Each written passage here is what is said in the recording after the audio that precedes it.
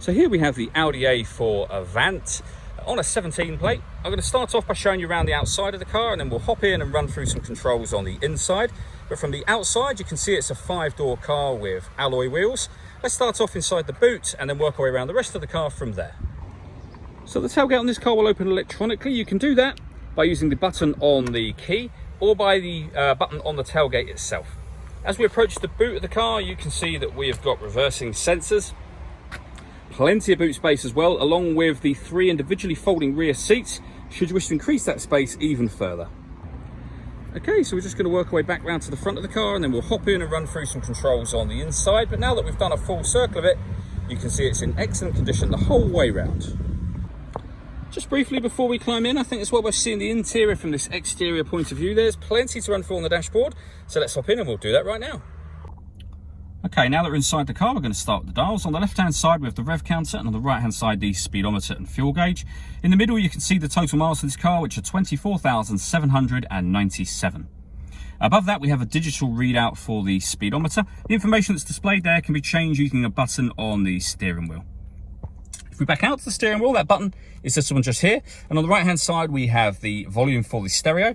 We have cruise control and speed limiter down here. And then over in the center, the main screen for the car, which includes satellite navigation, as you can see, so you can access and you can alter everything without having to touch the screen, all with your left hand whilst you're driving by using these controls just here. Predominantly this dial will do the majority of the bits that you will want to do.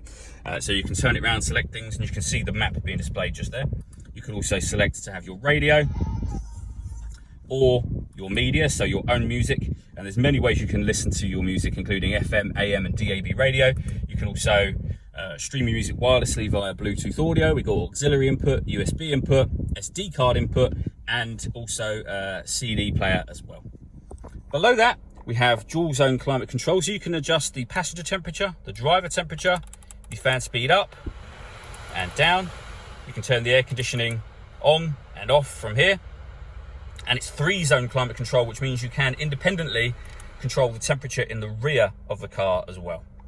Beneath that, we have these buttons here. So starting from the right, this button, if I show you here, will turn off the screen. So for nighttime driving, for example, maybe if that's distracting you or getting glare, you can turn that on or off from that button. We have parking sensors. This one here will control the traction control for the car. The stop and start. So this car is designed to cut out when it's stationary in traffic to save you fuel. You can turn it on or off from here.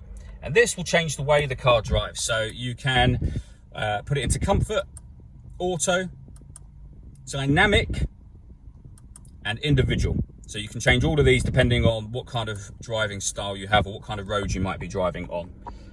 We have the button to start and stop the engine for the car, a 12-volt charging socket, the 6-speed gearbox, and then an electronic handbrake just there. All that leaves me to say is thank you for taking the time to watch this video. If you'd like to come and see the car in person and have a test drive, please feel free to call any of our MJA sites. We'd love to hear from you soon.